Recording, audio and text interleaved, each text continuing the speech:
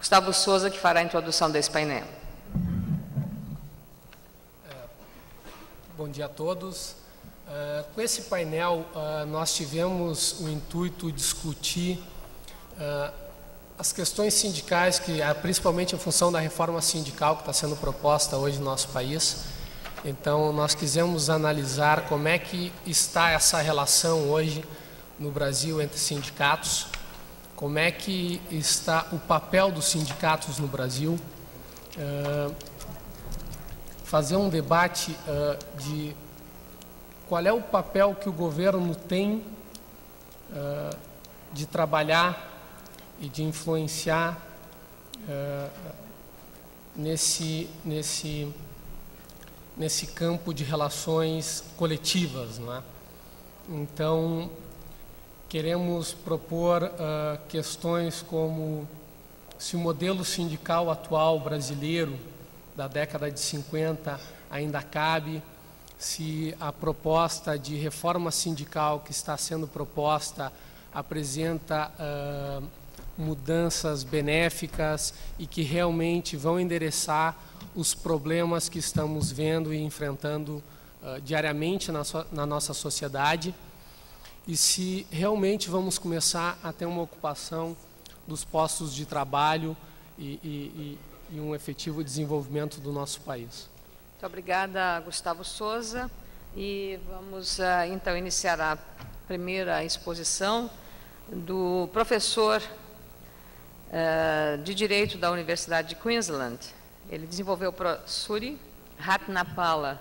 Ele desenvolveu projetos na Ásia através da consultoria do Banco Mundial e também do Asian Development Bank. Com a palavra, o nosso convidado estrangeiro, presente ao 18º Fórum da Liberdade, Suri Ratnapala. It's your turn.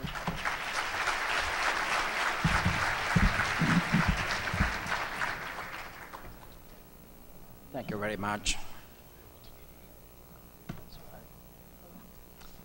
Thank you very much. I have to first thank Dr. Lars Kohl for his kind invitation to attend this magnificent conference.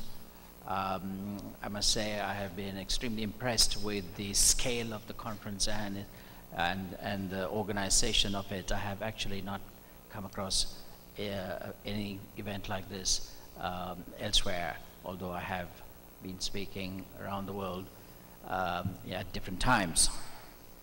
I hope I will also get the prize for the speaker who traveled the furthest distance to get here.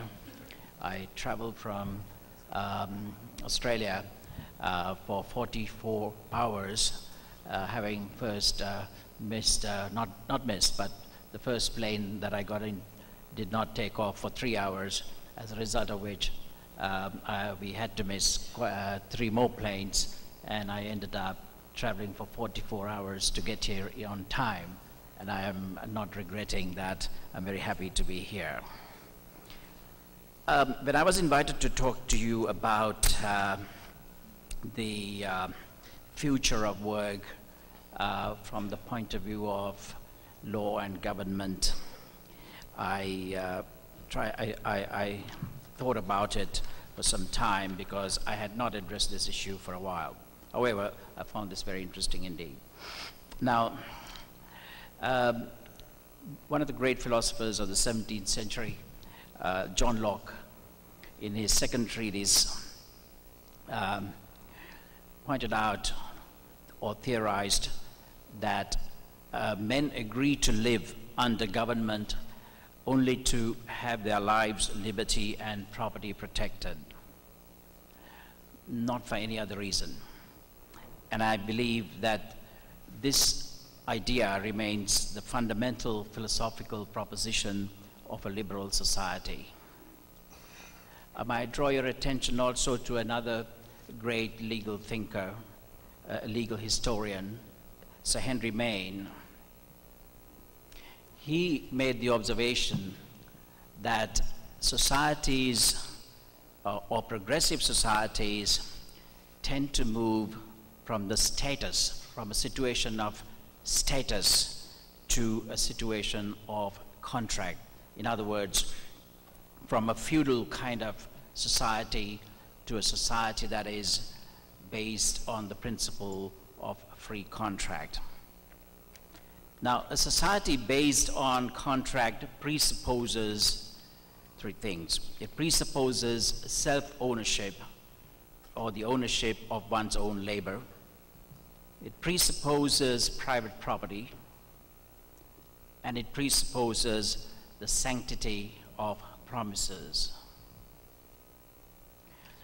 Now, during the 20th century, many observers have pointed out that societies have begun to move back from a principle of contract to the situation of status as the organizing principle of society.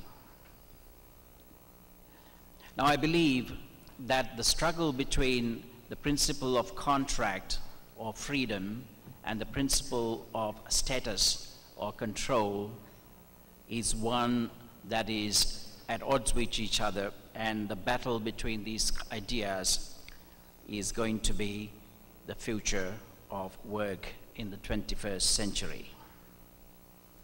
I feel optimistic about the outcome of this battle. I believe the principle of free contract, property rights, and freedom will win out. However, they say that freedom, the price of freedom is eternal vigilance, and there are many challenges ahead for those who, like yourself, want to protect this principle of freedom. Now, the reason why people say that society has moved from contract to status is not hard to see when we look at the situation of the law relating to work or labor around the world, particularly in the developed world. There are massive domestic distortions of the labor markets in most countries of the OECD, as well as developing countries. And there are also massive distortions of the international labor markets. I would like to just mention a few of them. I draw these examples mainly from the country with which I am most familiar, which is Australia. However, I believe that these features are common to most developed countries and also emerging economies. First of all, we have wage control, minimum wage laws, or laws fixing wages for different categories of workers. When I went to Australia in 1983, 2/3 of the workers in Australia had their wages determined by a central board. There was no flexibility.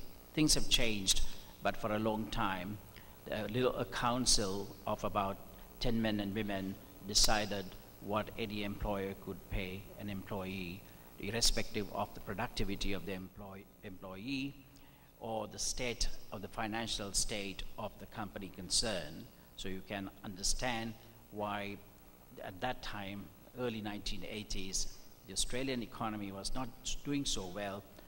The treasurer at the time, Mr. Paul Keating, famously declared that unless Australia changed its ways, it would become a banana republic. And they did. And today Australia has bounced back. It is one of the stronger economies of the OECD, and one of the key reasons for that turnaround was its labor market deregulation. There are many other rigidities or distortions of the labor market introduced by lawmakers around the world. There are unrealistic occupational and safety standards imposed upon employers. There are affirmative action quotas imposed on the basis of various claims of groups claiming preferential treatment. There are certain types of contract employment. In fact, contract employment in some areas are prohibited in countries like Australia, which of course means that the flexibility is taken out of those sectors.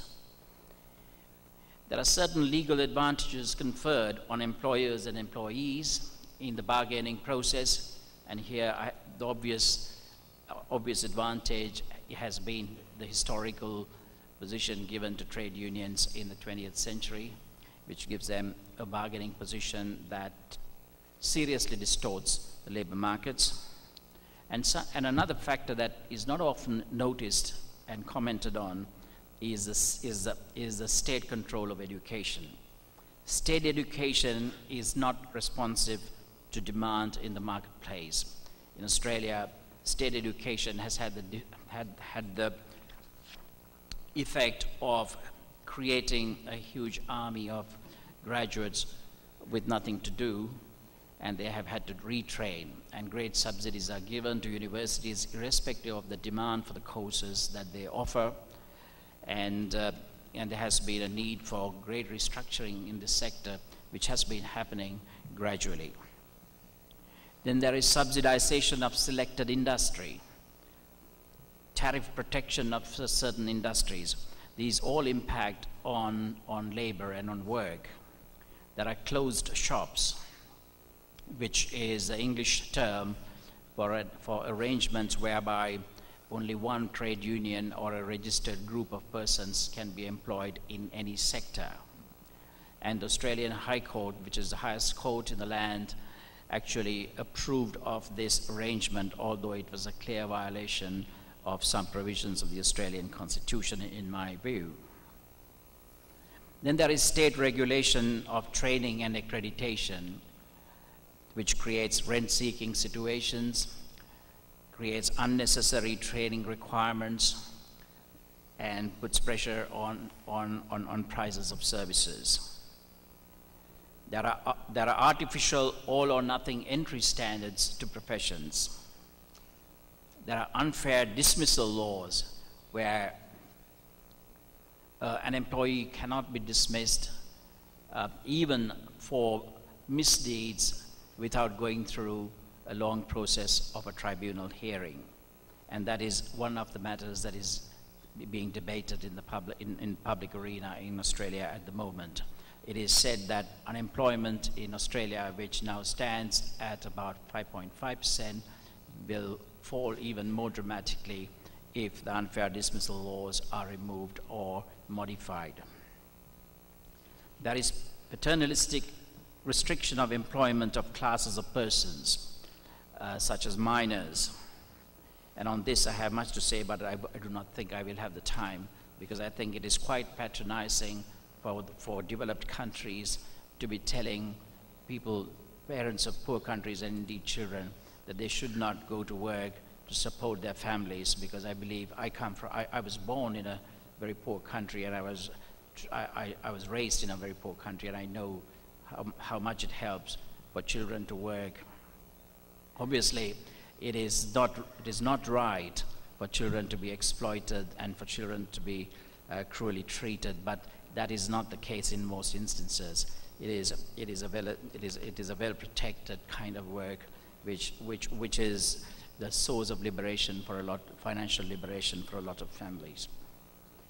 Now, you can see that there's an underlying principle in all of these measures, and that I would say is the big difference between liberalism and social democracy or socialism. The underlying principle of liberalism is that of individual risk, fault-based liability, and reparation in the case of damage or harm made to people. So the individual assesses the risk, takes responsibility for each person's actions, and if a person is at fault, in retrospect, pays damages or reparation to the party who has been harmed. That has been the classical principle upon which liberal society has been organized. On the other hand, the social democratic principle of social organization is very different. It allocates to the state a primary role for the pre-assessment of risk, for determining what should be done in the interests of individuals and society as a whole. This is also known as the precautionary principle, and this has become extremely fashionable in recent times. And that is, it is best to take some action as a precaution to eliminate risk rather than allow an activity to go on which may cause some damage in the future. And this precautionary principle has been the platform from which much regulation has been launched in recent times in the environmental field and in related fields. And I believe this is an extremely dangerous principle, dangerous trend that really must be intellectually challenged and analyzed. Now, there are international legal distortions as well. Restriction of immigration to protect employment, it's actually restrictions which are aimed to protect some categories of employees. There are import and export restrictions preventing people from employing overseas labor through import of goods. When I buy imported goods, I'm actually employing the services of people in some other country who are creating those goods. When my government does not allow me to buy those goods, my government is actually saying, I cannot use the service, I cannot use the work of people who are producing the goods I want overseas. Prohibition of importation of goods according to labor conditions. There are now laws in the Western world that limit importation of goods on the basis of labor conditions overseas, irrespective of the realities of the countries overseas which are producing the goods. There are trade barriers on grounds of human rights and environmental protection. There are restrictions on restrictions on goods are also restrictions on the use of labor, and that's a point that I think we all ought to realize. When there are restrictions on the importation of goods, there is really a restriction on the importation of services. Now, what are the global trends relating to the regulation of employment around the world? It is a natural phenomenon that capital, goods, and services go where they are most valued. In some countries, there is surplus labor and poor rewards. And in other countries, there are labor scarcities and therefore higher rewards. Higher wage countries are economically successful countries. That coincidence is obvious, it's apparent. The wages are higher because those countries has produced prosperity and there is greater demand for services or workers. Now the success of these countries also tends to coincide with their greater economic and political freedom. Recent studies made by the Heritage Foundation makes it extremely clear that economic prosperity has a direct correlation to economic freedom. And it also happens that these successful countries are also generous in the provision of social welfare. So combining these two factors, as a general rule, we see that there is an influx of labor from lower wage to higher wage countries. And against this trend, there is also the trend that capital goes in search of comparative advantage and to places where labor is cheap. So there are these trends that characterize the global situation as regards work at the present moment. Now, this trend of migration of labor, liberalized markets in goods, is creating fears around the world in some quarters. Now, why is there a fear of global labor markets? First of all, as the ambassador mentioned a few minutes ago, it's about job losses and wage reduction. And I endorse the argument made by the ambassador that that fear has not been borne out by the experience of countries that have liberalized their labor markets and trading systems. The same argument was made a few years ago about goods. Importation of goods will throw people out of work. And as the ambassador pointed out, and there's many more statistics coming from most countries, that has not been really the case. Protected jobs have a high economic cost. Unprotected jobs are real jobs, and they actually reflect the economic strength of the country. Now, that is the most commonly expressed fear, that we will lose jobs and our incomes will be reduced. But there is a second reason which is not often expressed but is quite real, and that is the fear of cultural dilution. That is, if there is mass migration, there will be, or even substantial migration, there will be some cultural dilution, that the culture of a country will suffer as a result. Now, there are two versions of this. One is cultural dilution, and I will talk about the other version of this fear of cultural invasion in just a moment. First of all, on cultural dilution, I do not think that is a valid fear. And I think that the fear that migration will create cultural dilution, I think proceeds on a complete misunderstanding of what culture really is. Culture is not a static phenomenon. Culture is a dynamic phenomenon. Culture is made by absorption of ideas from around the world.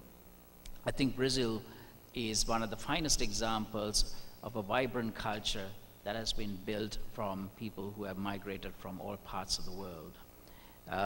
Static cultures are isolated cultures. They are museum pieces, more or less. And living cultures are cultures that absorb foreign influences, ideas, and ways of doing things. So, in fact, my own view is that migration actually enriches culture, does not deplete culture. There is a second version of this fear, and that is that it will degrade the institutions. That migration from cultures that are unaccustomed to democracy and the rule of law will actually undermine the political institutions of a country. And that also has not been the experience of countries that have been very generous in accepting people from different cultures. My own country, Australia, is a very good example. Until about 1967, it had a policy which was called White Australia Policy. It quite unashamedly had a law saying that only white people could migrate to Australia. And this was, so under that law, Australia rejected the migration of Indian nuclear physicists and Chinese millionaires, while it accepted people with very little skill or not even English language proficiency coming into an English country. All of that changed, but there were great fears that the Australian institutions and indeed Australian culture will suffer drastically if people from non-white cultures were admitted, but that has not been the case. Australian democratic institutions, if at all, have got strengthened since the dismantling of that policy, and there has been only, I would think, cultural enrichment. As liberals, I do not think that we can accept the idea of an ethnos or some ethnic identity of the people. The basic liberal principle is that of individual choice, freedom of individual choice. And I believe that is the fundamental value. And as liberals, therefore, it is not possible for us to take a view of the culture as something that is separate from the accumulated actions and outcomes of individual preferences. So, as I said, there is a great battle that is going on between the idea of status, the idea of risk management, of social control, and the idea of freedom and the freedom of contract, freedom of property and contract. Now, I do not need to preach market principles to an audience such as this. The benefits of free labor markets to poor and developing countries, nations are evident. Trade lifts people out of poverty, and that has been very well documented over the last years. Now, in the case of industrial economies, I would like to draw attention to one unstated assumption of those who argue against liberalization. And that is that the prosperous societies can maintain themselves at current levels of prosperity without continual adaptation and innovation. Somehow there is a feeling in developed countries that the prosperity that has been built in those countries will not be disturbed by tampering, by restricting freedoms. There is underlying this assumption that the prosperity of developed countries can be maintained without adaptation, without change, involves a deep misunderstanding of the nature of the world. It reveals a static vision where the conditions remain the same. This is not the way the world works. We live in a dynamic world where standing still is not an option. Constant adaptation is the key to survival. Even the most prosperous countries, if they do not adapt to new technologies, to changing circumstances, to changing levels of resources, population changes, indeed changing aspirations of people driven by technological changes and so forth, if they do not adapt to this dynamic, complex, changing world, they themselves will go into decline. So, contract-based societies are open societies that use knowledge better and adapt to new challenges better. Regulation causes maladaptation and further regulations. So in conclusion, I might say that we really have no choice. This is a battle that must be won on behalf of the freedom of contract. I thank your patience. Thank you very much, Mr. Suri Ratnapala.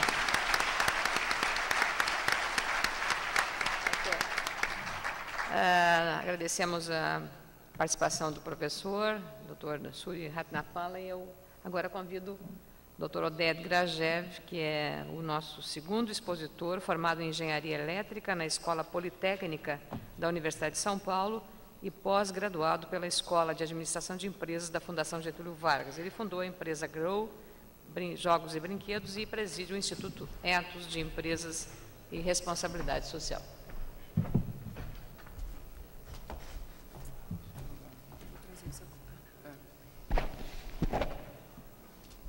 Bom dia a todas e a todos. Estou aqui para poder enxergar aquela projeção e talvez fazer a apresentação de uma forma mais organizada. Eu quero agradecer o convite de estar aqui, com vocês, e para mim é uma grande emoção de estar aqui na PUC, em Porto Alegre, que deu nascimento ao Fórum Social Mundial e que tornou Porto Alegre como símbolo no mundo inteiro, como a capital mundial da cidadania. Eu tenho falado aos meus amigos aqui de Porto Alegre que deveriam aproveitar essa oportunidade e fazer de Porto Alegre, essa marca que foi constituída pelo Fórum Social Mundial, esse grande movimento da sociedade civil a nível mundial. Para começar,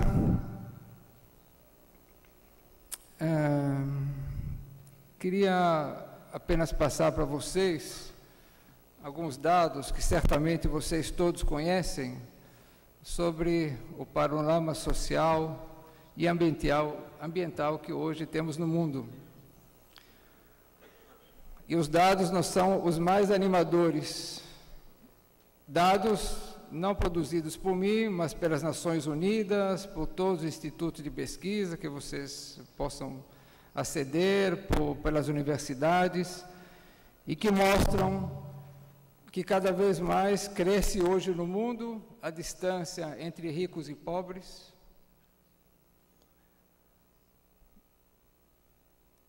E que esses são alguns dados, né, aqui no Brasil, no nosso panorama social, que vocês certamente de há muito tempo conhecem, que também mostram a imensa pobreza, a miséria que temos no nosso país, mas principalmente a nossa grande mazela, que é a desigualdade.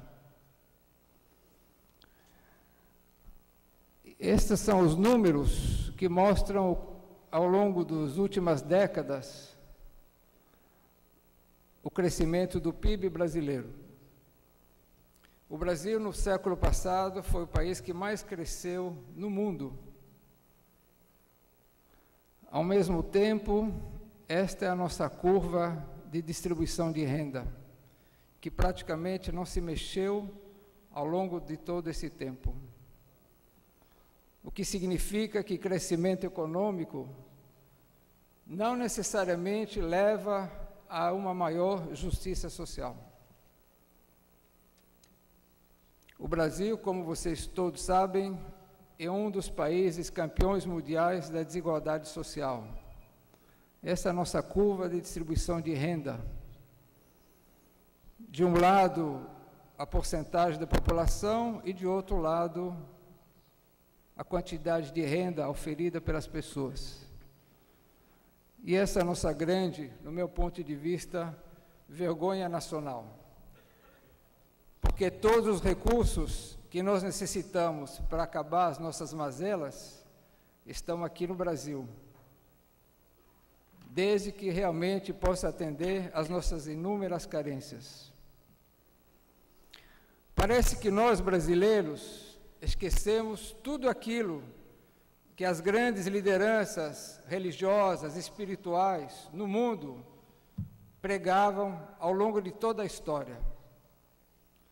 Todos eles, sem exceção, de qualquer religião, de qualquer pensamento filosófico e espiritual, não falavam em crescimento do PIB.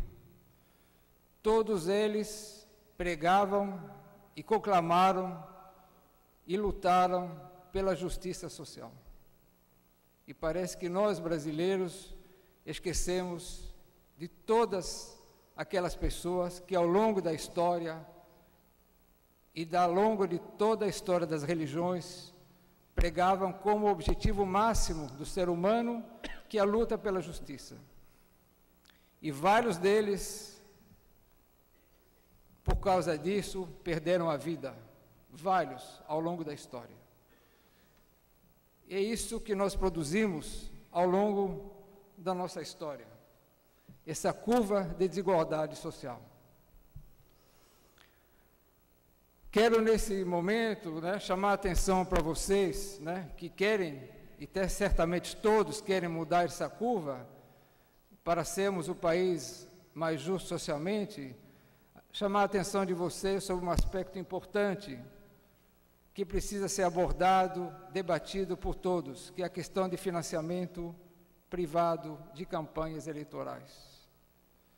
Todos vocês sabem da importância do dinheiro e do poder econômico nas eleições. Para você se eleger, não só no Brasil, em muitos países você precisa de dinheiro, e cada vez de mais dinheiro. E quem tem mais dinheiro tem mais chance de ser eleito.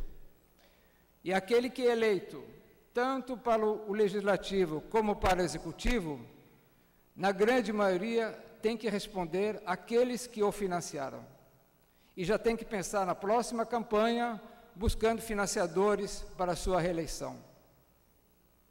Então, aqui no Brasil, na grande maioria, quem financia campanhas políticas são aqueles que estão no topo da pirâmide em termos de renda. E certamente vão procurar fazer com que o eleito, financiado por eles, na grande maioria, tenha que atender às suas demandas.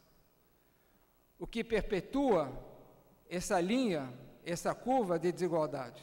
Aqueles que estão lá embaixo têm poucos recursos e não financiam campanhas eleitorais, e têm poucos representantes interessados em atender às suas demandas, o que faz com que as políticas públicas, na sua grande maioria, não estejam voltadas à redistribuição de renda.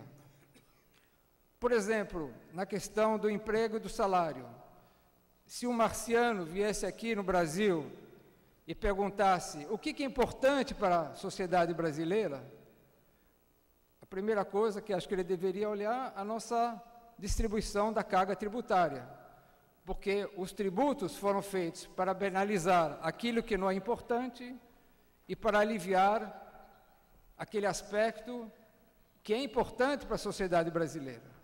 E quando ele vai olhar a carga tributária sobre salários, vai dizer: salário e emprego não é importante para a sociedade brasileira, por isso que a sociedade brasileira decidiu colocar carga tributária tão pesada sobre salário e sobre emprego. E não conseguiu, por exemplo, como fazem os Estados Unidos, colocar uma carga tributária maior sobre doações, sobre heranças, sobre patrimônio, como fazem vários países adiantados hoje no mundo capitalista. Na questão ambiental, nós todos, vivemos numa época absolutamente inédita na história da humanidade. Nunca o homem enfrentou uma situação como essa, onde o mundo deixou de ser finito e onde todos nós corremos o risco concreto, real, da extinção da espécie humana. E não porque um profeta chegou e disse que o mundo vai acabar, é porque todas as projeções mostram que estamos dilapidando o nosso planeta. Tudo aquilo que nós precisamos para viver vem do planeta. Hoje já extraímos 50% a mais do planeta do que ele é capaz de repor. Todos mostram que a água vai faltar para metade da humanidade nos próximos 30, 40 anos. E que pelas mudanças climáticas, pela desertificação de terras, pela inundação de países, pelo degelo das calotas polares, o ser humano não terá condição de sobreviver ao longo do planeta. Alguns vão dizer que isso não vai acontecer, que o homem é um ser racional, que não vai deixar acontecer isso, contra a própria vida.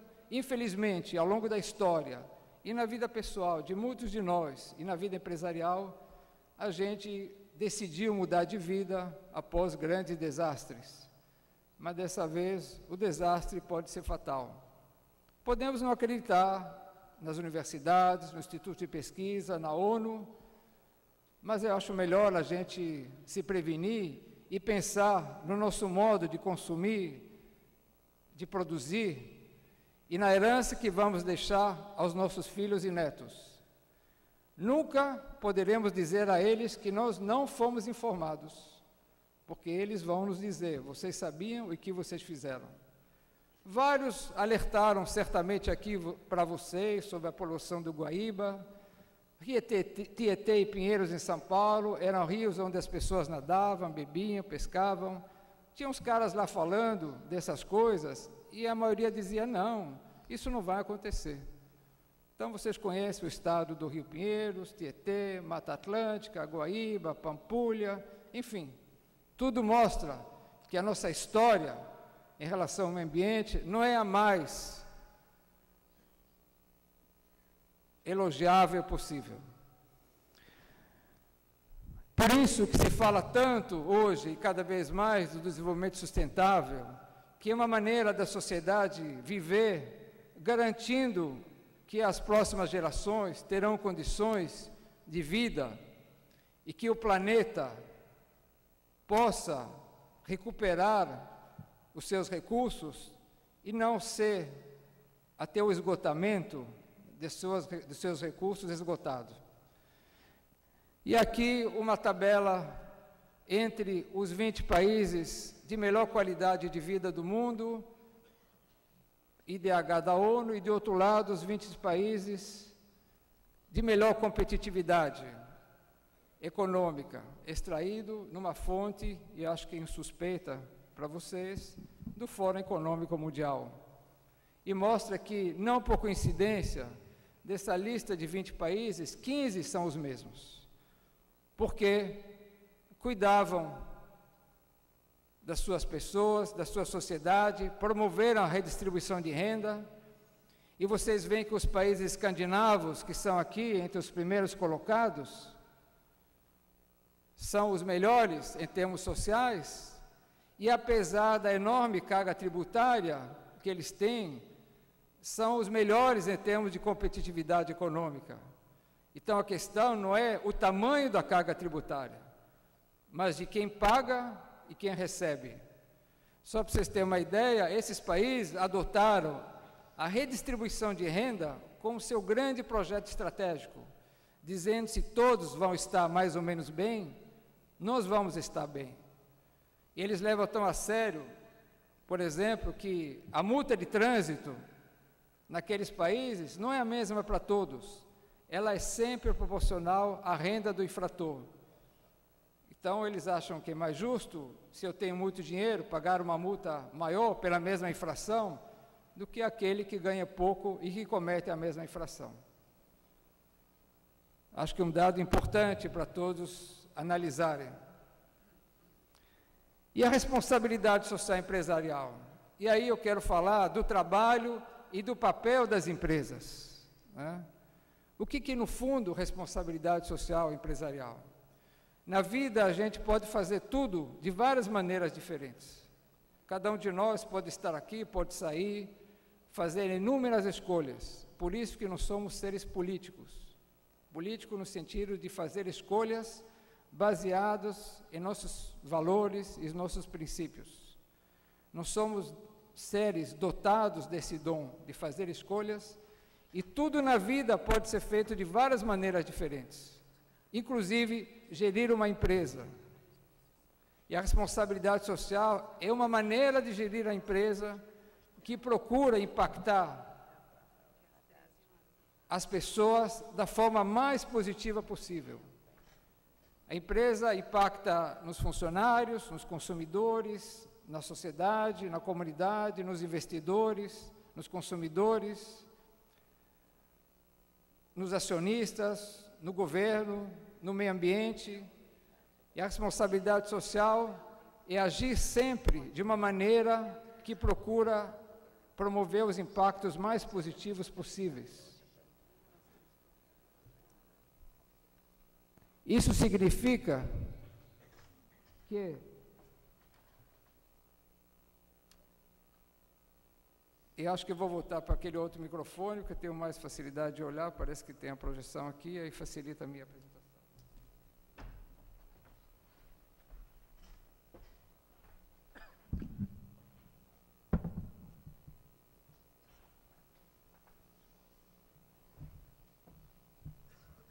A responsabilidade social, ela não implica só em vantagens, ela implica em desvantagens e possíveis perdas a curto prazo.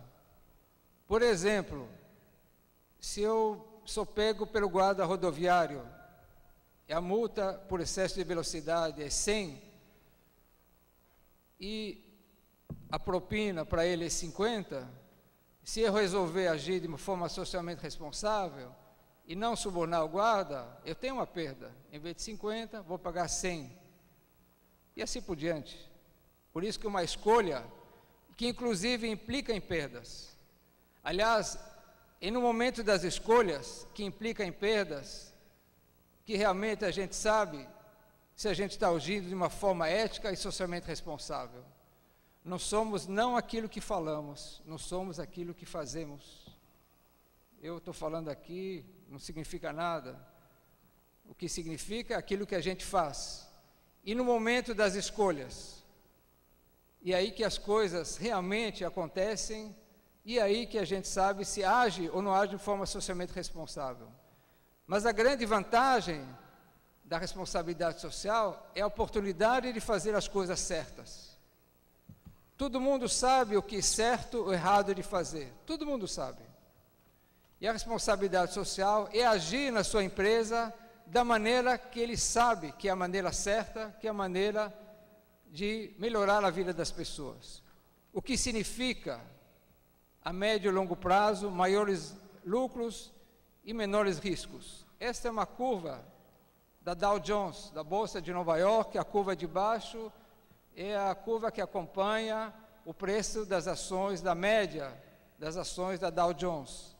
E a curva de cima é a curva que congrega empresas que, de acordo com determinados fatores, são consideradas socialmente responsáveis. Que o índice de sustentabilidade da Dow Jones permanentemente acima da curva da média. Vários fundos de investimentos usam o critério da responsabilidade social para orientar seus investidores. A Bovespa, junto com o Instituto Ethos, está elaborando o mesmo índice aqui na Bolsa de São Paulo e mostra que essas empresas são mais lucrativas, porque tratam melhor as pessoas, e as pessoas, quando são bem tratadas, tratam bem quem as trata bem. Então é uma fonte de recrutamento, manutenção de talentos, engajamento das pessoas, apoio da comunidade, preferência dos consumidores. A responsabilidade social hoje é o fator de competitividade para as empresas. E qual é o papel das empresas em tudo isso, na situação mundial, ambiental e social? E por que é tão importante a responsabilidade social empresarial? Porque as empresas hoje, o setor empresarial, é o setor mais poderoso da sociedade. É o setor que manda na sociedade. É o setor que tem um poder econômico. Das 30 maiores economias do mundo, 30 são empresas. É o setor que tem poder financeiro, tem um poder cultural. A mídia está nas mãos do setor empresarial. O setor empresarial também é o maior anunciante. Todo mundo sabe qual é a importância da mídia na eleição de prioridades para a sociedade, o que é mais importante, menos importante. Se a mídia decidir que o jogo de futebol de domingo é mais importante do que a distribuição de renda, vai ser o futebol o assunto mais importante para o país. Se é mais importante ser campeão mundial de futebol do que o campeão mundial da desigualdade social, é o futebol que vai ser o mais importante. A mídia também molda o comportamento das pessoas, como agir, como se comportar, como atuar. Então a mídia tem um poder muito importante. E o setor empresarial é o setor que tem recursos, que financiam campanhas eleitorais, e tem enorme influência nas políticas públicas.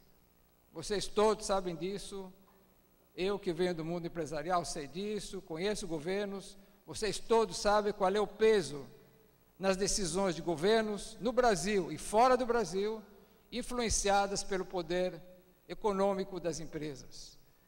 Guerras, conflitos, políticas públicas são feitas porque tem uma influência econômica em tudo isso. Por isso é tão importante a responsabilidade social das empresas, porque do comportamento desse setor vai depender muito a agenda de toda a sociedade. E a responsabilidade social hoje não são meras palavras, não é uma empresa ser simpática, legal.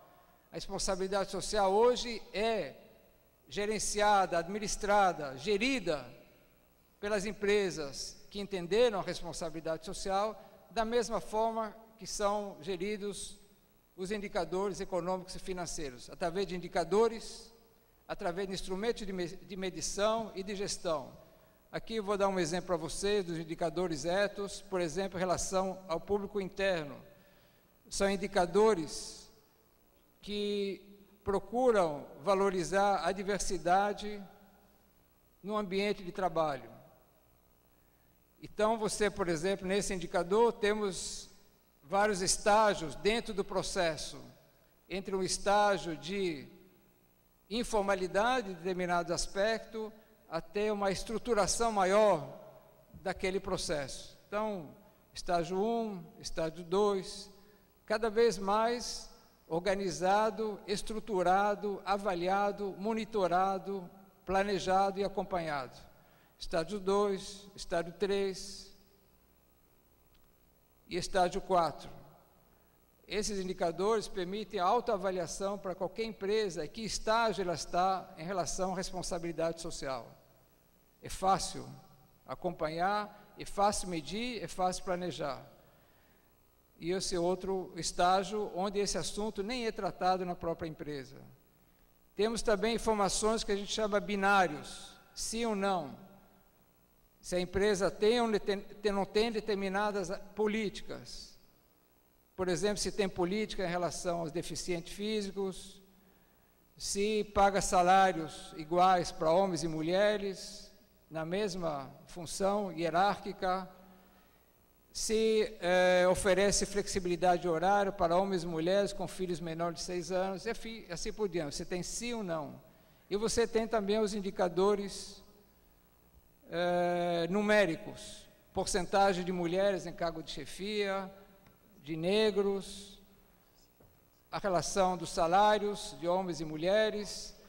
Então, qualquer empresa pode ter uma radiografia no seu estágio de responsabilidade social, são mais ou menos 170 indicadores diferentes, e pode inclusive planejar para o futuro mudanças nesses indicadores, ter tanto não, tanto sim, números e estágios nos determinados processos. E para completar, esse é o estágio de evolução da implementação da cultura da responsabilidade social no país. O Instituto Ethos, que tem a missão de promover a responsabilidade social, fazendo das empresas parceiras na construção de uma sociedade mais justa, começou em julho de 98 com 11 empresas, tem hoje mais de 1.000 empresas associadas, representando mais de 33% do PIB brasileiro, numa adesão voluntária, não dando nenhum selo, o que mostra o interesse das empresas é adotar a gestão socialmente responsável, porque gratifica o empreendedor, gratifica o empresário e traz as vantagens que qualquer empresa busca, que é as vantagens da competitividade, do lucro e da perenidade. São empresas de qualquer tamanho, de qualquer setor. E aqui é o nosso site do Instituto Ethos. Para finalizar, eu gostaria de dizer que é importante, pensando no Fórum Social Mundial, no Fórum Econômico Mundial, neste evento e nas reflexões de várias pessoas e empresas interessadas no mundo melhor, primeiro fazer uma reflexão sobre o estágio do Brasil e do mundo, e olhando os números, os dados, se informar, e como os empresários sabem fazer projeções para o futuro, e pensar, bom, se nós continuarmos do jeito que nós estamos, o que vai acontecer lá na frente? E o empresário sabe muito bem fazer projeções. E certamente vão se confrontar com uma situação que necessita de uma grande mudança. E que não se deixe levar nem por mensagens ideológicas ou pelo meio que estão, mas se atém mais às informações e aos dados que tem pela frente. Me lembro sempre na história da Argentina, do Carlos Menem, que era recebido com tapete vermelho no Fórum Econômico Mundial, no Banco Mundial, no FMI, dizendo: este é o homem que vai mostrar como todos nós do terceiro mundo devemos agir, esse homem que mostra qual é o caminho que temos para o Brasil, para a Argentina, para a América Latina, elogiado em todos os palanques, e onde era óbvio, né, para aqueles que têm um mínimo de acesso a dados, números, o grande desastre que ia acontecer, por exemplo, na Argentina. Como é óbvio, né, alguns anos atrás aqui no Brasil, e as empresas sabem disso, o endividamento crescente do Brasil e da nossa economia ao longo dos últimos 8, 10 anos. É óbvio que nós íamos chegar nessa situação de estrangulamento das nossas contas, o que amarra o Brasil em qualquer possibilidade de desenvolvimento. Só para ter uma ideia, vocês todos sabem que a Europa fez um acordo para ter o déficit máximo de 3% nas contas públicas para estabelecer o euro. Vários países estão ultrapassando esses números, a França, a Alemanha, né, estão chegando a 4% de déficit, porque dizem que apenas com 3% de déficit nas contas públicas não consegue gerar o desenvolvimento, os empregos e a prosperidade para aqueles países. E nós, aqui no Brasil, precisamos gerar 4,25% de superávit. Com uma infraestrutura muito maior a ser construída, eles têm hospitais, estradas, escolas, muito menos coisa a fazer, e nós temos que fazer muito mais coisas. Como é que faremos isso? Com esse peso que nós carregamos da dívida? É um desafio. Gostaria que cada um fizesse as suas contas, não ideologicamente, pegando números, dados, como faz um contador, para dizer como é que nós conseguimos sair disso. E nós deixamos acontecer isso ao longo dos anos. Dívida de 10, de 15, de 20, de 30, de 40, de 50, sem perceber o desastre que estava na nossa porta, como a Argentina não percebeu para onde estava encaminhado, inclusive com o apoio e a complacência, a passividade de muitas empresas e de muitos empresários. Então, eu acho que é o momento de repensarmos, né, o país, o mundo, nós, cada um de nós, como cidadão, em primeiro lugar, que exerce determinada atividade, e fazer as escolhas. A gente fala de liberdade, então a liberdade significa fazer escolhas. Que escolha nós temos para a nossa ação pessoal, e que país e que mundo nós queremos deixar para frente para os nossos filhos. Esta é a liberdade que temos pela frente, essas escolhas que nós podemos fazer, e espero que todos nós façamos as escolhas certas. Muito obrigado. Como o doutor Oded Grajew tem que sair, eu vou pedir licença ao caro amigo Olavo de Carvalho. Antes de ele sair, eu não gostaria de fazer uma pergunta ao senhor, como mediadora. O senhor fez uma exposição dando ênfase à presença do financiamento privado nas campanhas eleitorais e o poder do setor privado sobre os políticos que são eleitos. Então, o senhor, como conviveu no poder, pergunto, qual foi o comprometimento dos financiadores de campanha com o presidente Lula, que ganhou a eleição, e quais foram esses compromissos que ele teve? E queria saber se foi incompetência dos empresários que financiaram essa campanha de não ter conseguido convencer o governo a fazer as reformas que eles tanto defendem. Eu também tenho uma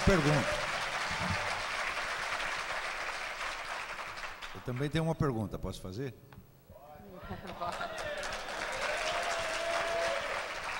Ele disse que nós deveríamos fazer comparações objetivas. Eu queria saber se ele fez um cálculo comparativo do orçamento do Fórum da Liberdade com o do Fórum Social Mundial.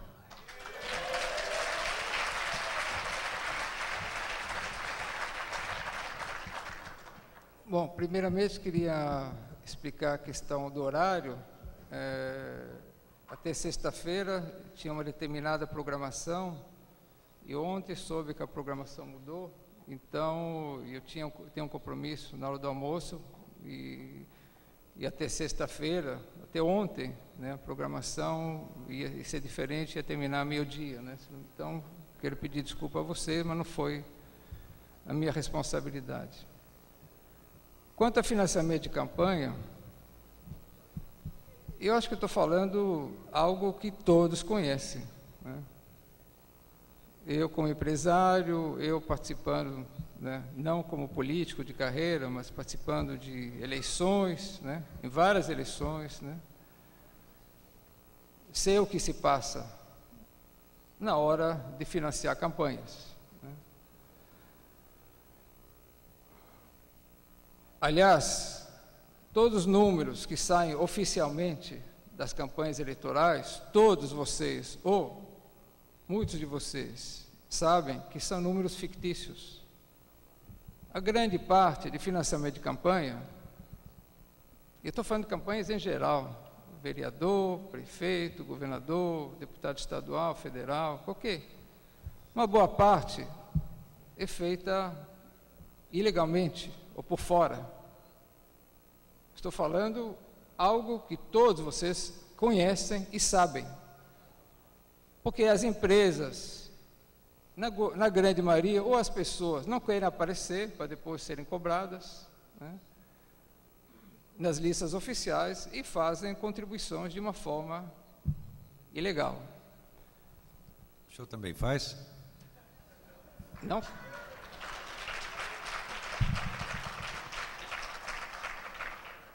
Como eu falei para vocês todos, né,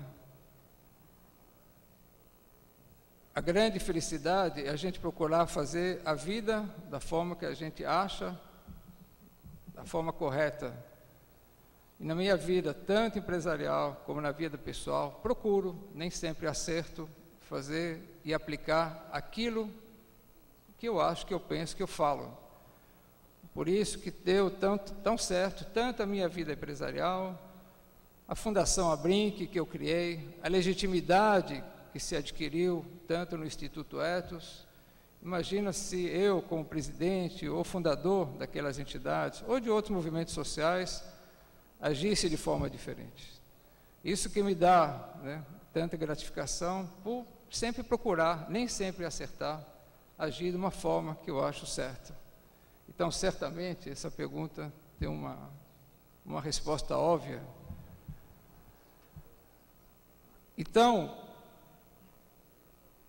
quando volto a falar da questão de contribuição a campanhas, e quero chamar a atenção de todos vocês sabem o poder que tem hoje no Brasil o crime organizado. E crime organizado não emite nota fiscal, a maioria dos recursos são por fora, e uma boa parte deles aplicados em campanhas eleitorais. O crime organizado no Brasil, né, adquire cada vez mais um poder político. Vocês podem perceber isso em várias prefeituras, em pequenas e médias. E eu não estou falando absolutamente nenhuma novidade para qualquer um de vocês. Então, esse é um grande risco que nós temos no Brasil, né, desse poder, e especialmente o poder do crime organizado, que está no poder judiciário e está cada vez mais no poder político. Eu apenas estou colocando para vocês essa questão. Na questão que foi colocado do governo Lula, né, vocês sabem todos que você tem um poder executivo, você tem um poder legislativo, tem que passar reformas, mudanças de leis, né? E no Brasil, né, os governos têm que, por não adquirir a maioria, governar com coalizões e fazer negociação para poder governar, que é uma coisa até positiva, né, você ter coalizão para governar. Então, várias políticas, né, que um governador, que um prefeito, que um presidente gostaria de implementar, nem sempre ele consegue, porque você tem outros partidos se coligar e você tem que influenciar o Congresso para fazer passar determinadas legislações. Agora, pode ser que esteja contando alguma novidade para vocês, pode ser que eu esteja absolutamente errado, pode ser que isso não seja nada disso, né? Pode ser que não seja verdadeiro, pode ser que o financiamento de campanhas eleitorais não tenha nenhuma importância, pode ser que não haja crime organizado no Brasil, que não há dinheiro por fora nas campanhas, que políticos não são influenciados pelo poder financeiro. Pode ser que não seja, mas acho que é uma minha visão, inclusive a minha vivência por conhecer tanto o mundo empresarial como o mundo dos partidos políticos e de governos. Eu acho, eu não me esqueço, uma vez estive com o primeiro-ministro da Dinamarca, nos Estados Unidos, numa reunião de uma entidade parecida com a Ethos, tem nos Estados Unidos, o BSA, Business for Social Responsibility, e que ele disse que a Dinamarca, um ano, abriu a possibilidade de financiamento privado de campanhas. E depois de um ano, cerceou completamente, porque ele disse que toda a nossa prosperidade, a nossa justiça social e a nossa democracia estava sendo colocada em risco. Isso foi o primeiro-ministro da Dinamarca. Pode ser que os países escandinavos estejam errados e que nós estejamos certos. Pode ser, mas acho que o debate aqui é uma oportunidade para levantar questões, debater, ouvir críticas, opiniões, e nesse sentido que eu estou aqui com vocês. E apenas dizer o seguinte, o Dom Helder Câmara tem uma frase que diz o seguinte, aliás, os orçamentos, né, do Fórum Social Mundial e daqui, eu não sei quanto que o orçamento do Fórum da Liberdade, e eu achei muito bem organizado, quero parabenizar vocês, tanto pela organização, como pela exposição e pelo nível dos debates. O orçamento do Fórum Social Mundial é público, né? Isso já todos vocês sabem. O Fórum Social Mundial, aliás, é um processo que não se restringe ao evento de Porto Alegre. Hoje há dezenas, centenas de fóruns acontecendo pelo mundo, fóruns continentais, temáticos, sempre com apoios de organizações sociais e de governos que têm interesse de hospedar os fóruns. Eu acho, quando eu tive a ideia do fórum, eu me lembro que eu liguei para o governador e para o prefeito e disse a eles que eu não sei se o fórum vai acontecer, porque é uma ideia nova, muito ambiciosa, mas eu disse, tanto para o Raul Ponte, para o Olívio, mas se o fórum se tornar realidade, Porto Alegre vai ser conhecida como uma das cidades mais conhecidas do mundo. Até brinquei, não vai precisar mais explicar onde fica Porto Alegre, se na Argentina. Eu quero dizer a vocês que hoje Porto Alegre é uma das cidades mais conhecidas no mundo e conhecida do ponto de vista positivo. Acho que cada um de nós pode se orgulhar, porque Porto Alegre é visto como uma cidade que discute, que promove discussões que interessam para toda a humanidade. Acho que esse patrimônio Porto Alegre adquiriu. E para finalizar, eu me lembro de uma frase de Dom Helder Câmara que disse: quando eu falo da pobreza, as pessoas me chamam de santo. Quando eu falo das causas da pobreza, me chamam de comunista. Então, diante dos problemas que nós temos, acho que sempre fica o desafio para todos nós. Se nós agimos sobre consequências ou se conseguimos agir sobre causas. Se nós conseguimos agir apenas sobre remediando situações ou se nós conseguimos agir para transformar situações. Acho que o desafio fica para todos nós e certamente vocês, nos seus debates e nas conferências, estão debatendo e discutindo essas questões, procurando certamente agir sobre causas dos grandes problemas que nos afetam. Muito obrigada, doutor Oded Grajew.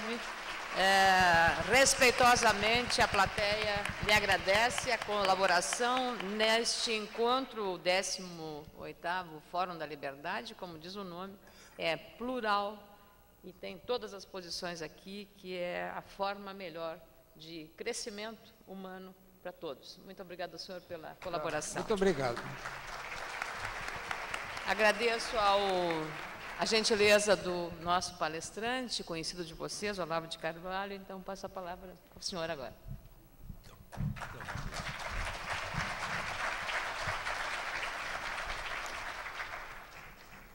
Quer dizer, que vai caber a mim, em parte, responder aos argumentos do meu antecessor, na ausência física dele. Mas não creio que a presença fizesse muito diferente, porque o homem é absolutamente impenetrável. Então, o que quer que eu dissesse, ele estaria imune. Então, muito bem. O Brasil tem uma longa experiência num ciclo que se repete nas relações entre Estado, empresa e trabalho. Esse ciclo é assim: o governo se intromete nas relações de trabalho, anunciando que faz isso para proteger os empregados. Daí sobrecarrega as empresas com contribuições trabalhistas, elas ficam endividadas, ficam descapitalizadas e daí tem que recorrer ao governo para pedir socorro. O governo, para socorrê-las, aumenta os impostos, tá certo? Aumentando o preço das mercadorias e colocando, diminuindo o poder de compra da população. Portanto, a população com poder de compra diminuído, então, não encontrará, evidentemente, empregos à altura de suprir as suas necessidades. E, com isto, o governo terá que fazer novos programas de responsabilidade social e coisas assim. Para isso, terá que aumentar mais um pouco os impostos, estrangulando um pouco mais as empresas, e assim por diante, indefinidamente. Tem alguém aqui que não sabe que as coisas são assim há 70 anos? Eu acho que nós temos uma vasta experiência disso. Isto é o que tem acontecido desde o tempo de Getúlio Vargas. Então, o que falta para nós tirarmos a conclusão de que o problema está exatamente na intromissão excessiva do Estado? Ora, se uma pessoa não consegue tirar conclusões da sua própria experiência, então é porque está com uma deficiência de inteligência, porque tem um viés, tem uma espécie de uma trave atravessada no olho e não consegue enxergar. Ora, se nós temos ainda alguma dificuldade de tirar esta conclusão, é porque essa discussão se processa, vamos dizer, num contexto que impede as pessoas de tirarem a conclusão correta. Qual é esse contexto? Esse contexto é o seguinte: quando nós discutimos a questão da iniciativa individual versus a intervenção do Estado, nós imitamos a situação, por exemplo, da Inglaterra. Fingimos que somos conservadores discutindo com trabalhistas, ou fingimos que somos republicanos discutindo com democratas. Isso é dentro de uma ordem constitucional firme, estável e assegurada. Então existem dois planos de desenvolvimento da sociedade e eles se confrontam democraticamente. Será que esta é exatamente a situação em que nos encontramos? Me parece que não. E me parece isso exatamente porque eu fiz aquela comparação que eu sugeri ao doutor Oded, que fez de conta que não percebeu. A comparação é a seguinte: vamos ver quem está contra quem. Quais são as forças políticas e sociais que se opõem neste debate? Não somente as ideias. O conteúdo das ideias nós já entendemos. O que é liberalismo, o que é estatismo, todos nós entendemos. Agora vamos ver quais são as forças políticas e sociais que estão envolvidas nisto. Pelo lado liberal, que eu saiba, está envolvido o Dr. Jorge Gerdau, mais meia dúzia de empresários aqui do Rio Grande do Sul e nós. That's all. Não há mais nada. Tá certo? Vamos ver agora pelo outro lado. Pelo outro lado está envolvida, para começar, uma entidade chamada FARC, Forças Armadas Revolucionárias da Colômbia. A Colômbia é a maior entidade militar que já existiu na história da América Latina. O orçamento dela, segundo um livro publicado pelo major do exército colombiano, Villamarín Pulido, que se chama o orçamento, alguma coisa como o orçamento do narcotráfico, o orçamento dela é maior do que de todas as forças armadas latino-americanas somadas. Além das Farc, existe uma indústria secundária muito próspera também, que é a indústria dos sequestros, né, cujo gerenciamento território latino-americano incumbe ao MIR, que é o braço armado do Partido Comunista Chileno. Para vocês terem uma ideia da magnitude desta coisa, apenas um dos associados brasileiros das Farc, que é o Fernandinho Beiramar, ele confessou ao exército colombiano, fez a confissão dele lá, porque aqui ele não disse uma palavra, aqui trancaram o sujeito em prisão de segurança máxima, quer dizer, segurança dele, evidentemente, para que não fosse incomodado com perguntas. Mas lá ele disse que ele anualmente trocava armas que trazia do Líbano por 200 toneladas anuais de cocaína, isso só o Fernandinho Beiramar. Então você pode imaginar a prosperidade desse negócio. Como se supor que a Farc gasta tudo isso aí, né, em filminho de sacanagem, tá certo? Ou internos Armani, é ridículo. Isso aí é distribuído para toda a esquerda latino-americana. Em primeiro lugar, através de um órgão chamado Foro de São Paulo. Foro de São Paulo é, vamos dizer, a coordenação estratégica do movimento socialista e comunista no continente latino-americano, que abarca, até a última contagem, 84 organizações, entre organizações legais, como o PT, e organizações criminosas, como a própria Farc e o MIR chileno. O Foro São Paulo foi fundado pelo nosso atual presidente, o senhor Luiz Inácio da Silva e Fidel Castro, em 1990, e realizou, até onde eu saiba, 12 reuniões plenárias. Nessas reuniões vão centenas de pessoas, até hoje ninguém fez a conta para ver quem é que paga essas reuniões, realizadas uma em cada capital latino-americana. Mas eu suponho que quem financia isso não é o PPS, né? Deve ser uma entidade um pouco mais próspera. Então, é inútil perguntar se o PT recebeu ou não contribuição de campanha da Farc, porque já está sendo beneficiado pela Farc através do Foro de São Paulo e, por sua vez, as beneficia, como, por exemplo, na declaração assinada em 2002 pelo seu Lula, pouco antes de se tornar candidato a presidente, em que isentava as Farc, tá certo, da responsabilidade por qualquer conduta criminosa e, ao contrário, incriminava o governo da Colômbia como culpado de terrorismo de Estado. Então, se isto não é ajuda mútua, eu não sei mais o que é. Então, mas isto é só um lado. Além disso, some-se aos recursos de Farc, MIR, etc., os recursos da Comunidade Europeia, da ONU e de outros organismos internacionais que estão maciçamente alinhados com estas propostas do senhor Oded Grajew, tá certo? Mais ainda, vocês podem acrescentar também as contribuições das grandes fundações americanas, como Fundação Ford, Fundação Rockefeller, Fundação MacArthur, etc., etc.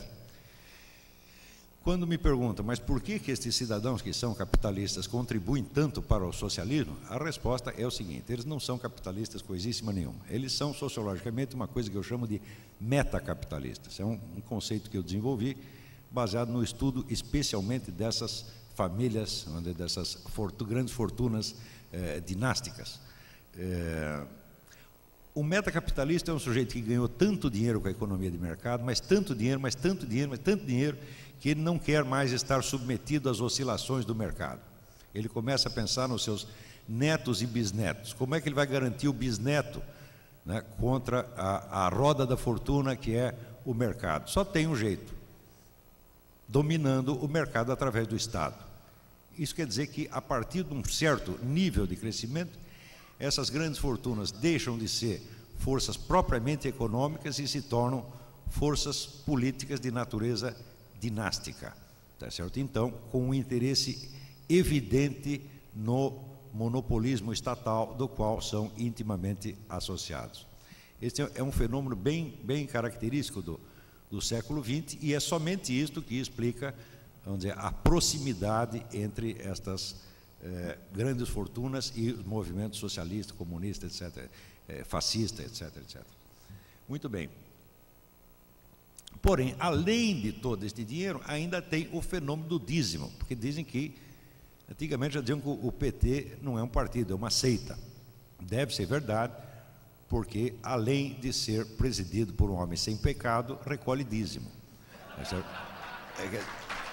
então, uma organização espiritual, evidentemente.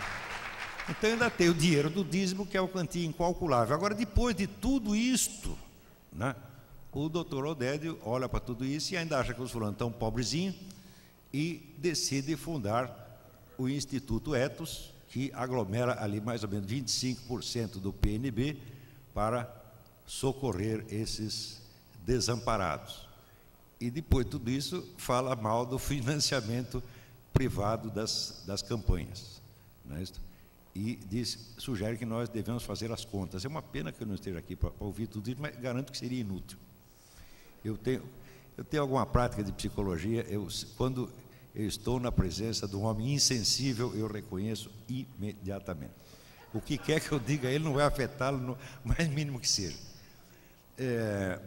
Então, dentro deste contexto, a nossa discussão fica totalmente falseada, porque você coloca de um lado os defensores da economia liberal, né, do outro lado os defensores do socialismo, da responsabilidade social, do estatismo, etc., etc., e dá a impressão que nós estamos num parlamento democrático europeu discutindo. A verdade não é esta. A verdade é que nós somos meia dúzia de gatos pingados, com recursos limitadíssimos, tá certo? Cercados de forças trilionárias que, além disso, estão armadas.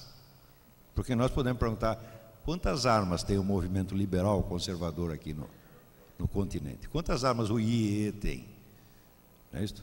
O Chaves está aí comprando, né, rifles russos, tá certo? Provavelmente vão parar na mão da FARC, e a FARC já está mais armada. A FARC tem aproximadamente 300 mil soldados em condições de entrar em ação a qualquer momento, e muitíssimo bem armado. O nosso exército tem 150 mil quase desarmados.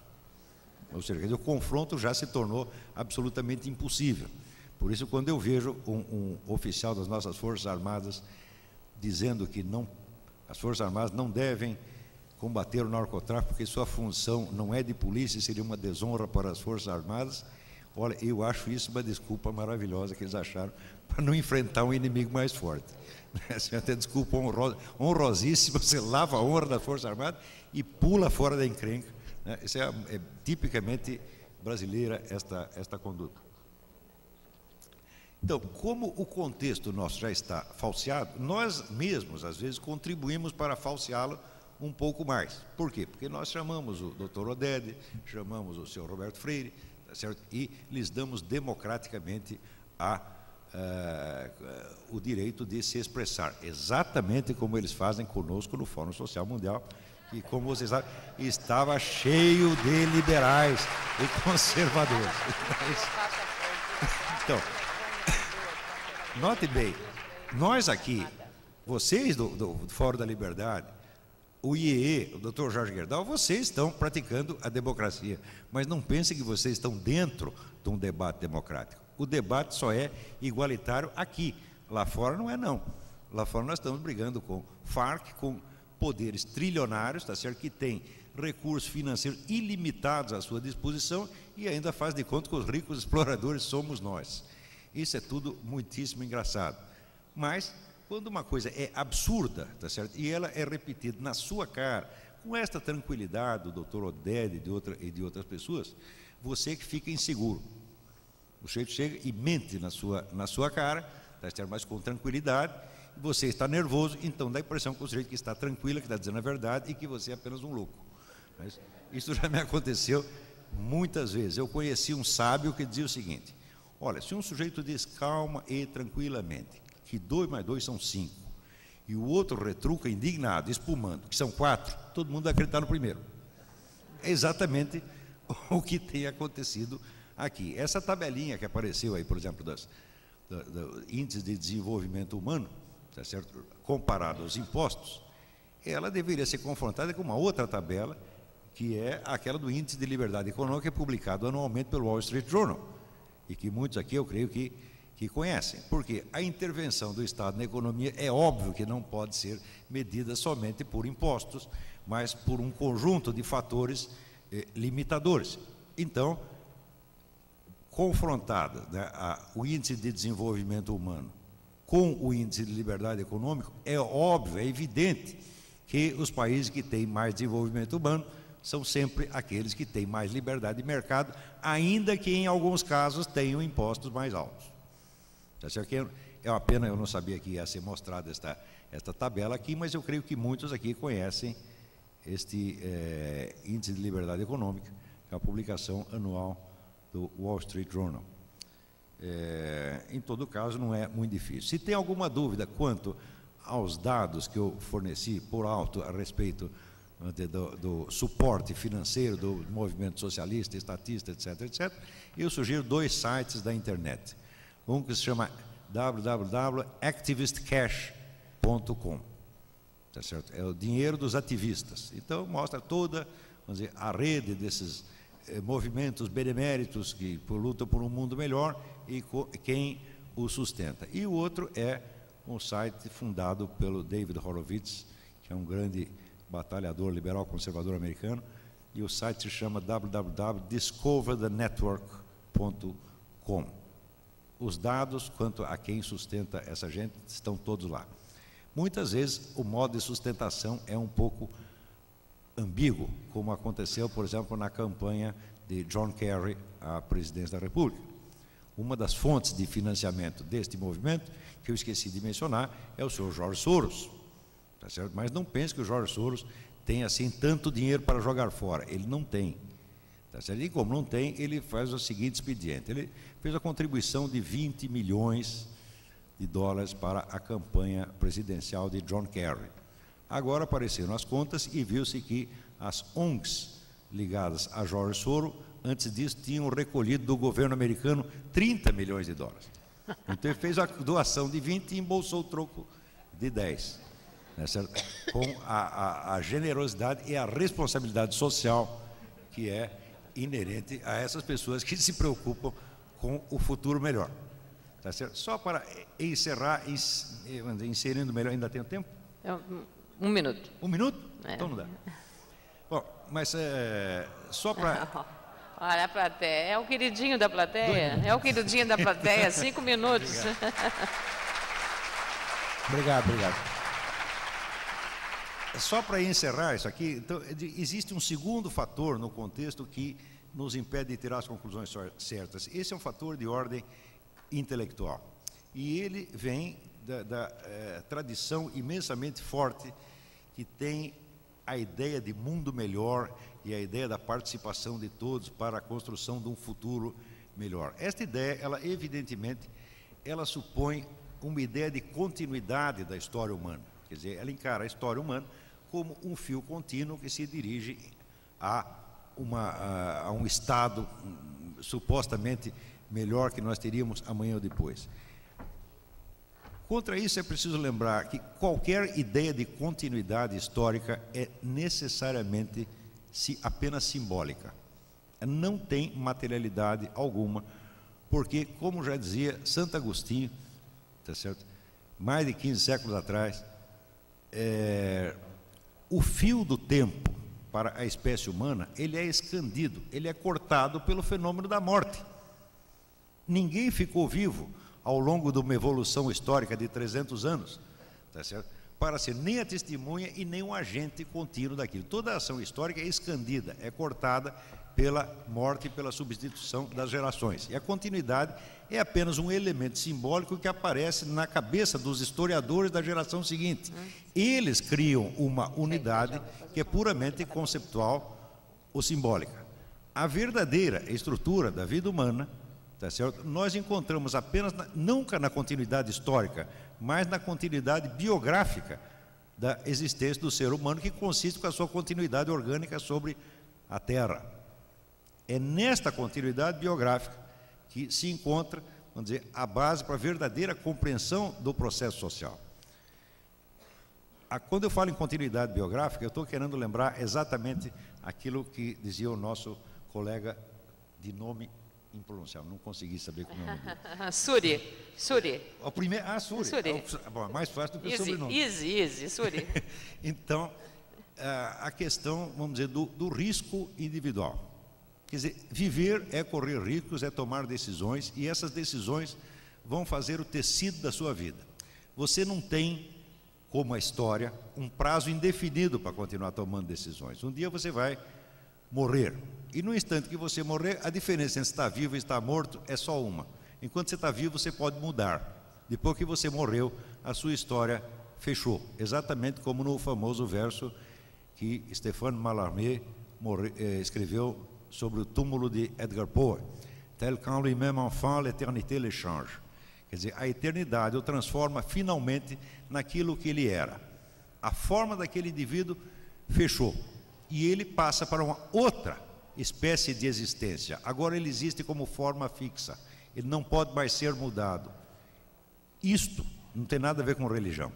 Isto é a sua forma definitiva e eterna. É naquilo que você se transformou. Toda a vida humana, ela só adquire sentido quando nós encaminhamos as nossas decisões e as nossas ações no sentido de que a nossa forma final tenha valido a pena e não seja nem uma vergonha para nós, nem um suplício para as gerações seguintes.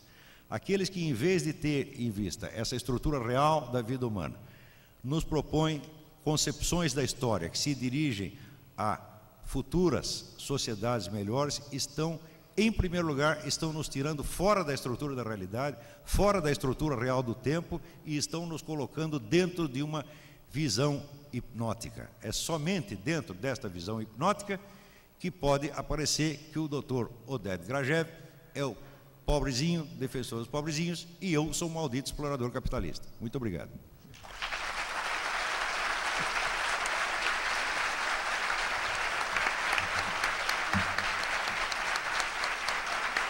Muito obrigada, Olavo de Carvalho, escritor, colunista, todas as consagrações aí para a plateia, para o nosso painelista.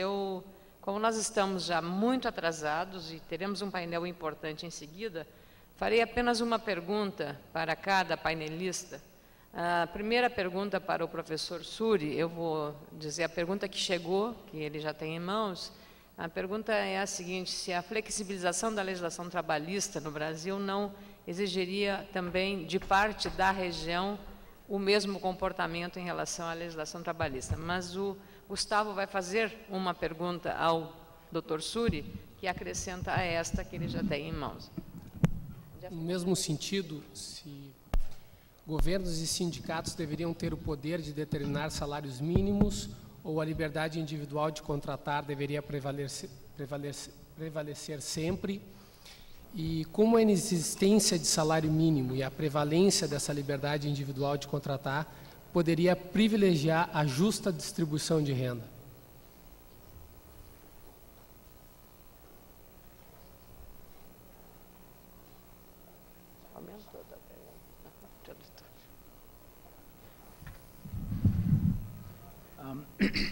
I might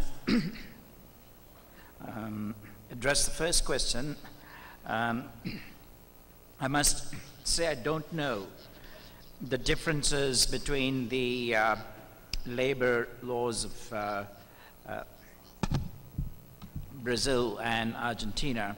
I do know that there is intense competition on the soccer field between these two countries.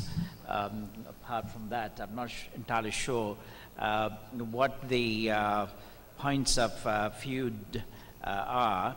However, I can say this much, that it is best that Brazil looks after its own interests, and I think its own interest lies very much in the liberalization of its labor laws.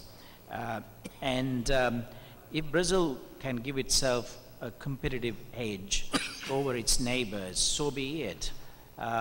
You will be doing your neighbors no harm at all. You will be doing your neighbors a lot of good, because that will compel them also to liberalize and improve their condition as well.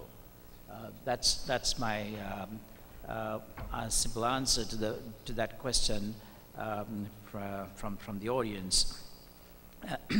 The second question, I suppose, is that if there are no minimum wages and no wage fixing by unions and between unions and government, how will wages be fixed? And I think it's by market forces.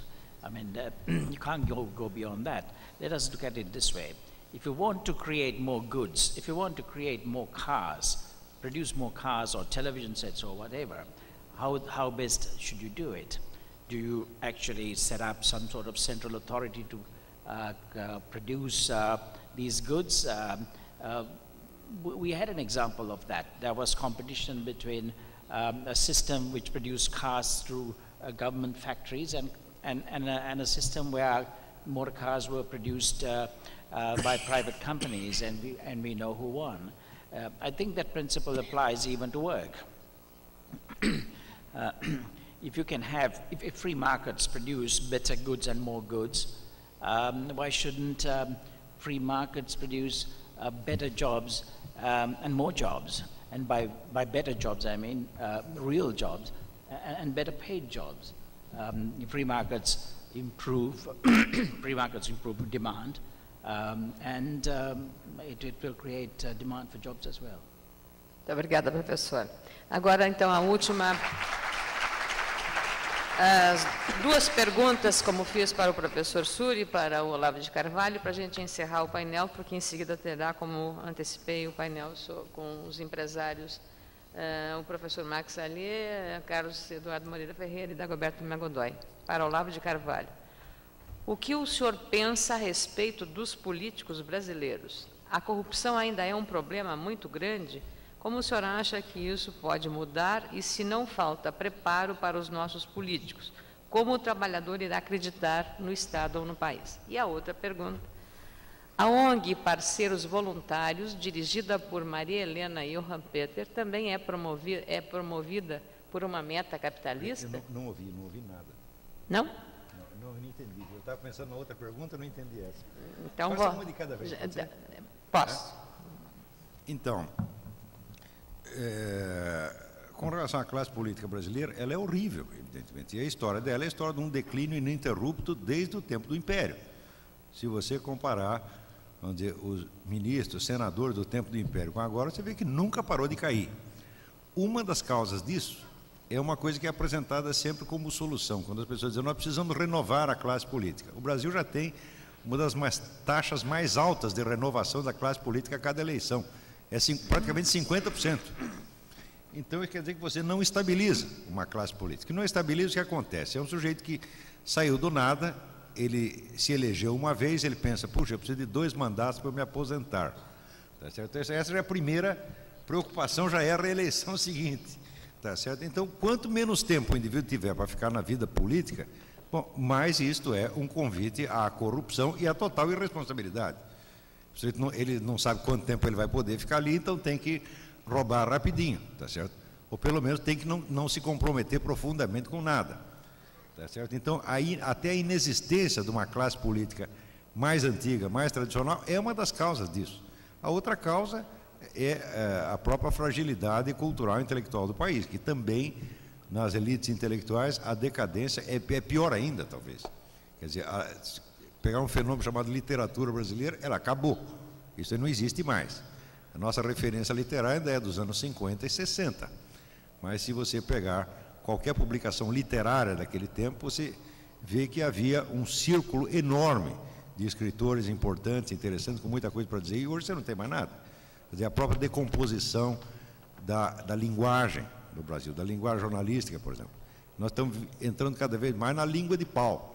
Língua de pau é onde o sujeito diz uma coisa bonita, a pessoa dá um sorriso, diz uma coisa feia, começa a chorar, independentemente da referência aos fatos.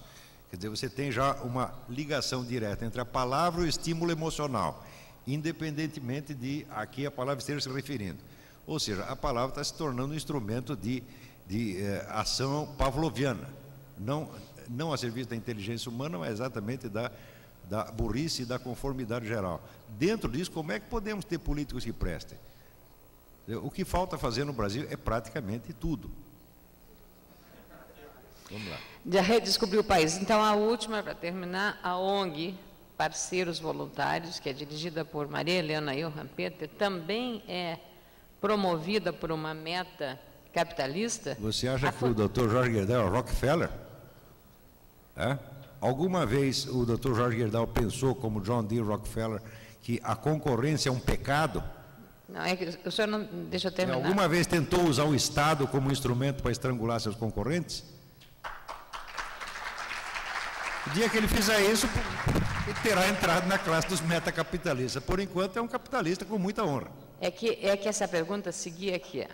Seguia-se dentro da mesma ótica, com duas visões opostas. A Fundação Abrinq e o Instituto Etos não representam uma possibilidade de mostrar, entre aspas, ao governo a capacidade de gerenciamento, entre parênteses, autogerenciamento da iniciativa privada?